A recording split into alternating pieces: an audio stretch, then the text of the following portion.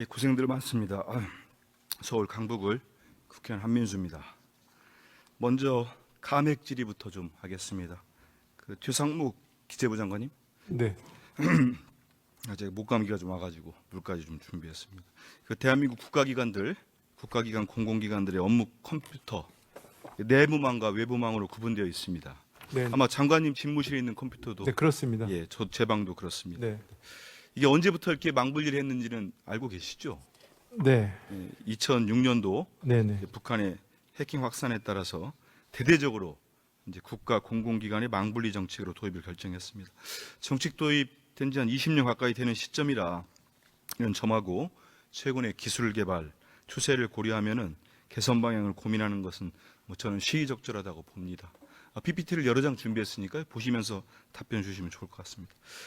현재까지는 이제 망분리 정책으로 보안에 취약한 인터넷망과 상당수의 기밀, 민감 자료들도 취급하는 내부망을 물리적으로 이제 분리해서 내부망의 안전성을 높여왔습니다.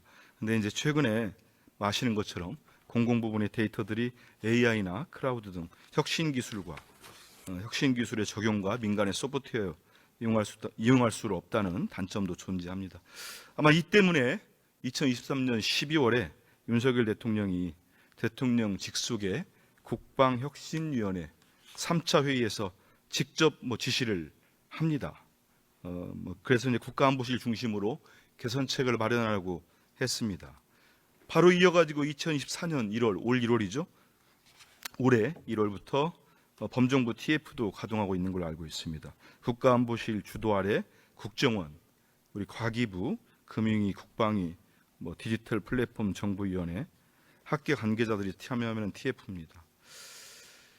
이 업계에서도 상당히 관심이 많은 것 같습니다. 그런데 저는 기본적으로 윤석열 정부에서 현재 검토하고 있는 이 국가 공공기관의 망분리 정책 개선 방향을 반대하지 않습니다. 다만 보안을 완화하는 방향으로 전환이기 때문에 보안의 격벽을 거두는 과정에서 철저하게 위험 요소들이 식별하고 사업을 추진해야 된다고 봅니다. 아마 벌써 이제 우리 기재부 장관께서는 부총리께서는 이해를 하시겠어요. 제가 뭘 물어볼지 아실 것 같은데, 그런데 2023년 12월에 대통령 지시사항 하고 딱 1년이 됐는데 이 제도 개선 방향에 대해서 구체적 발표가 없습니다. 정부에. 제 기억으로는 국정원이 2024년 올 9월이죠. 다층적 보안 체계 로드맵을 공개하겠다, 이런 계획을 했다는 보도만 봤습니다. 그러고도 아무 얘기가 없습니다. 그렇다면은 이 구체적인 제도 개선 방향이나 계획에 발표가 없다는 건 실제 예산의 집행 계획을 심의할 수 없는 단계라고 보는 게 타당하지 않겠습니까? 아무리 방향이 옳고 필요성을 인정한다 하더라도 이런 사업이 차년도 정부 예산 시범 사업으로 반영될 수 있을까, 이런 의문점이 듭니다. 이렇게 준비되지 않은 사업이 실제로 반영된 사례가 있었습니까?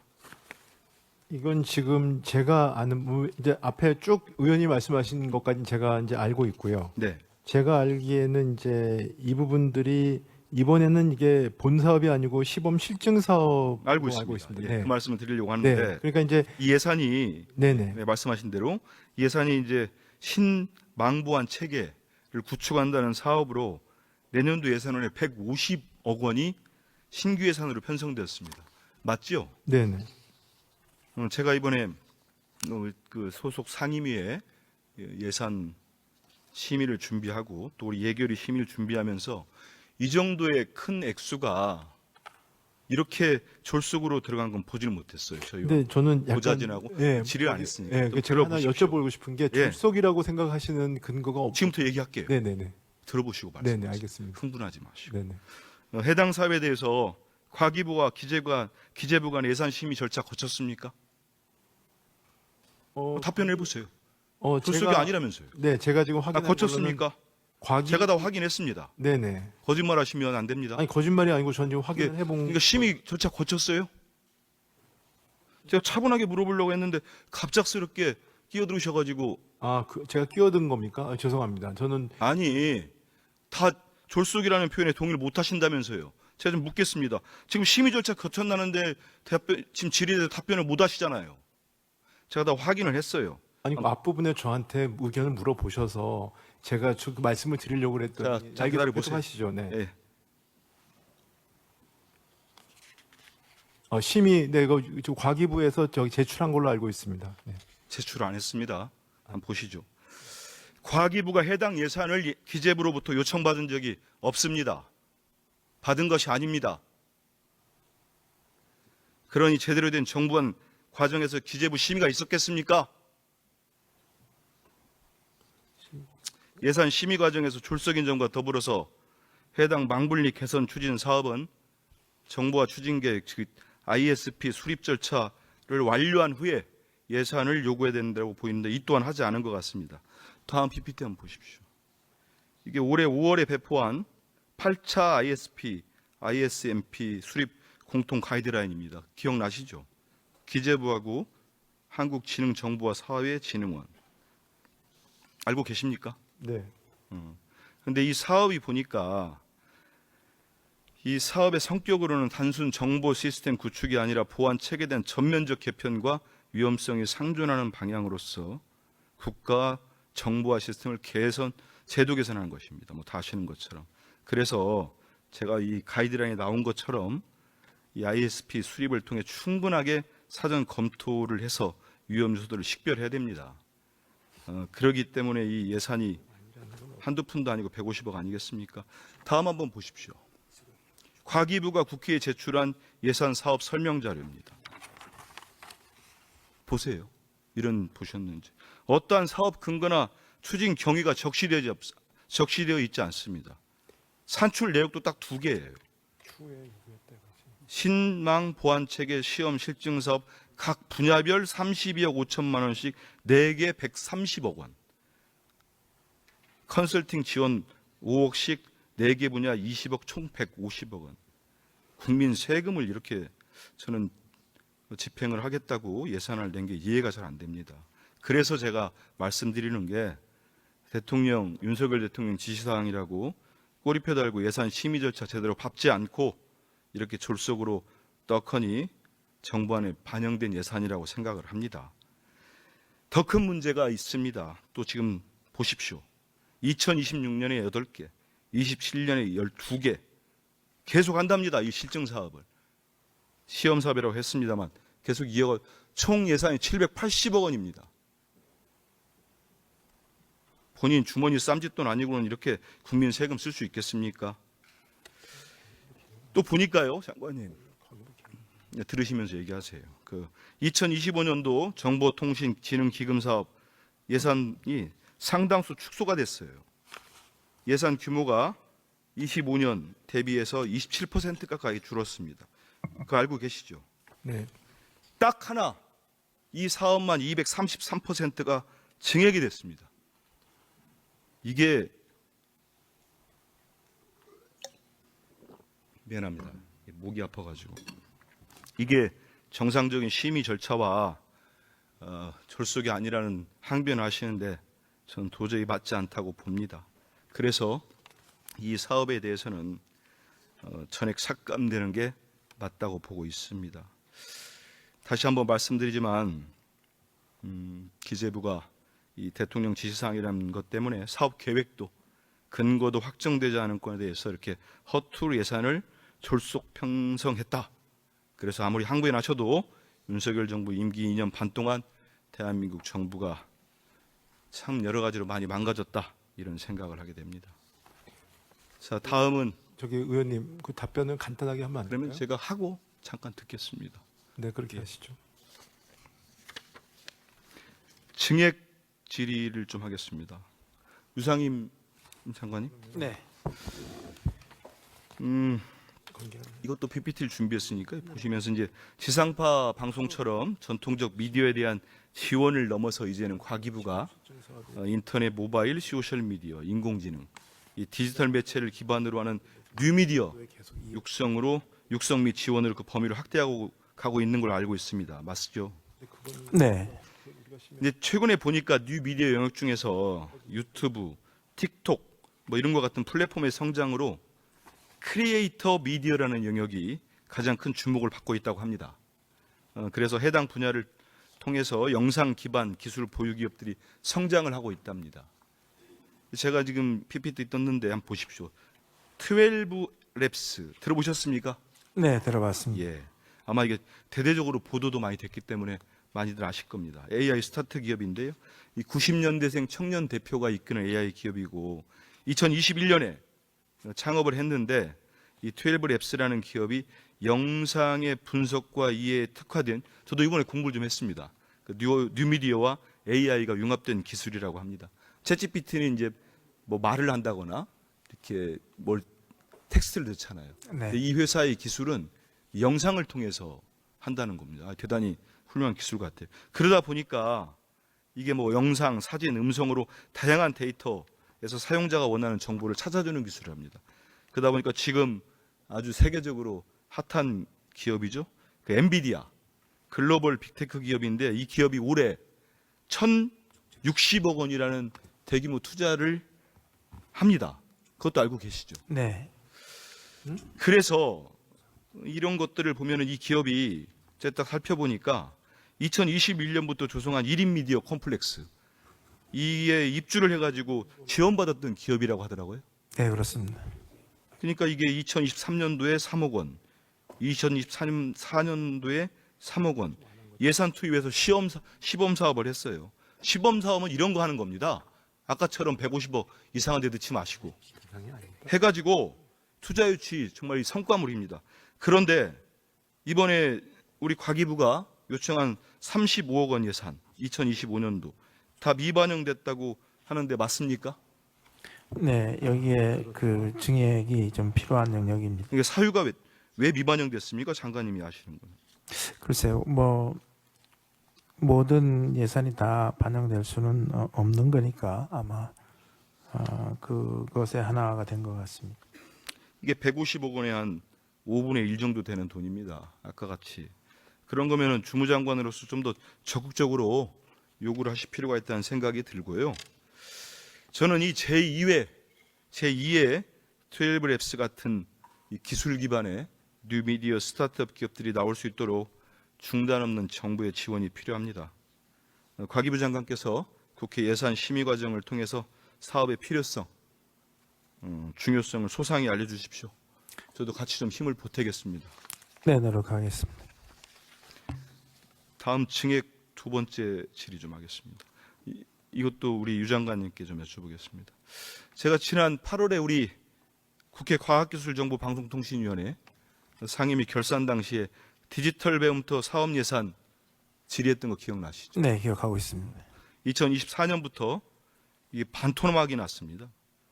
이 디지털 역량 강화가 우리 사회의 소요계층, 취약계층을 위한 사업입니다.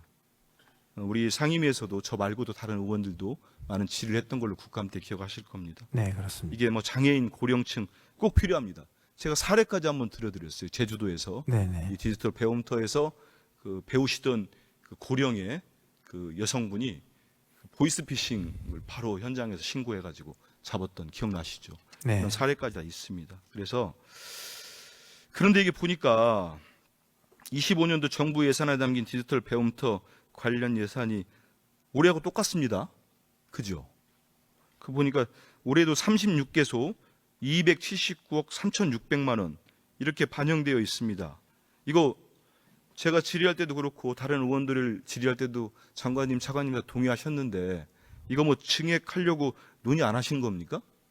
아니요, 제가 면밀히 검토했었고 이게 원래 1,100개소에서 그렇죠. 예, 이용자가 조금 많지 않다 해서 36개로 줄였는데 예, 너무 이제 접근성이 안 좋고 해서 한번 지도를 놓고 접근성을 고려해서 어느 정도 이게 그 거점 센터를 확대하면 좋겠나. 장관님 근데 보니까 예. 예, 미안합니다. 말 끊어서. 근데 말씀하신 대로 23년도 기준 전국 1,011개 있던 이 디지털 배움터가 거점 센터 말씀하신 대로 형식으로 전환되면서 24년도에 36개 뭐 이렇게 개편을 했습니다. 네, 거점 센터로 만들었었어요. 예.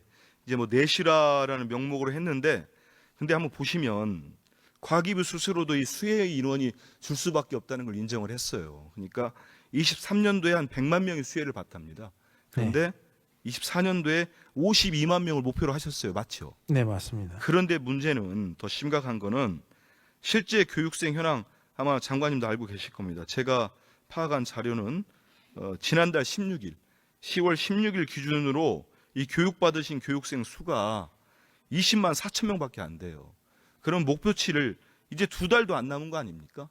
이때 계산으로 하면 2달여 남은 거죠.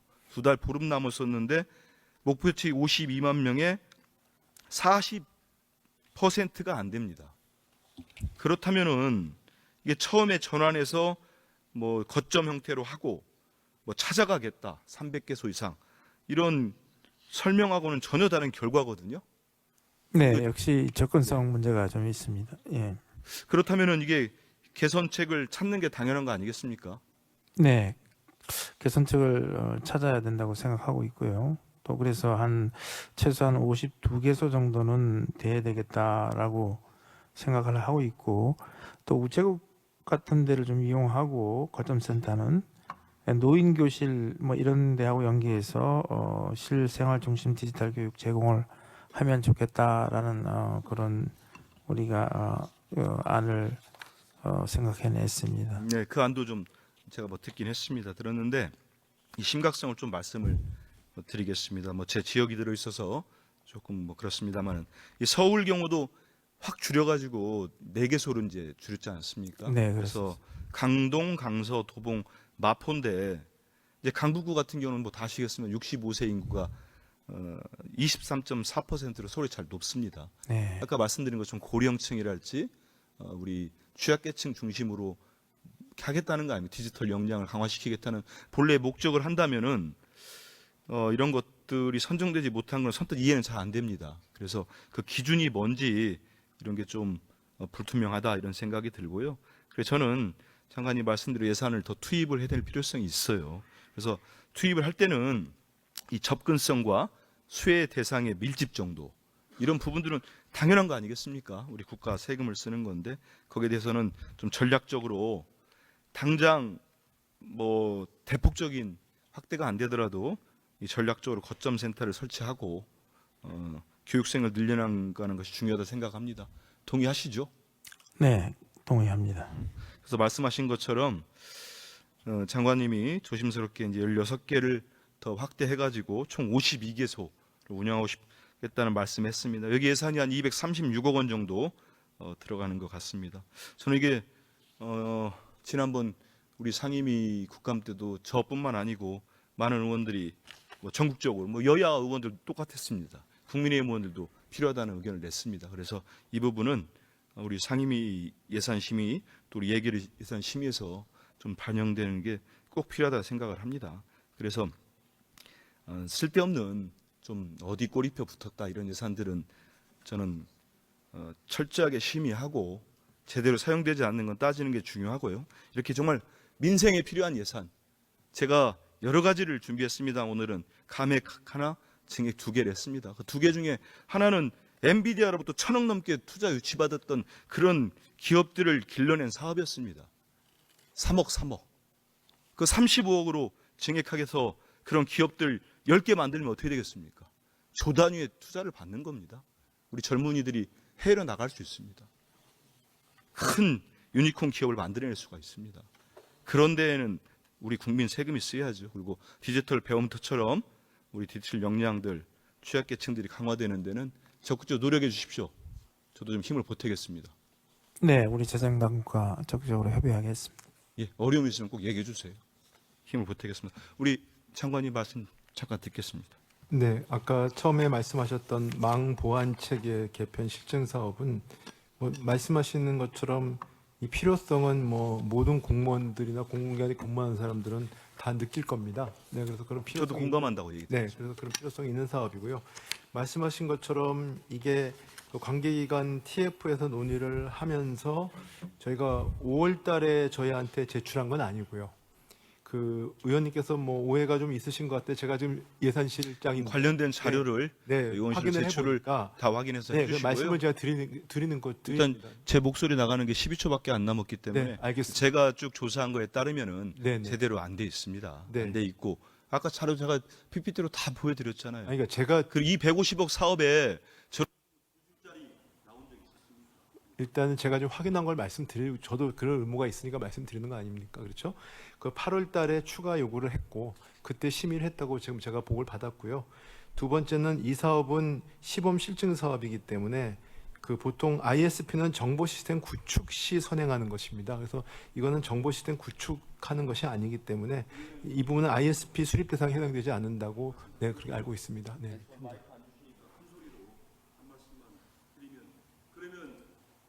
기재부에서 요청한 사업 아닙니까? 과기부가 요청한 사업이에요. 네. 그렇게 들었습니다. 아니 그렇게 전 들었습니다. 네, 보고 받았습니다. 아, 그렇게 보고 받았습니다. 네, 그렇습니다. 제가 들은 거와 전혀 다르기 때문에 네. 그 사실과 다른 얘기하면 책임 묻겠습니다. 네, 그러시죠. 답변하실 때 저도 최대한 예의를 지키니까 졸속 얘기했다고 그렇게 갑자기 끼어들어가지고 말씀하시는 태도는 아닌 것 같습니다. 전 끼어든 적 없습니다. 죄송합니다. 저는 그냥 뭐 그렇게 이해하셨다면 유감인데요. 끼어든 적은 없습니다. 네, 전 물어보시기를 답변을 드린 겁니다. 네, 한민수 의원님 수고하셨습니다. 다음은 존경하는 개혁신당의 이주영 의원께서 질의해 주시겠습니다.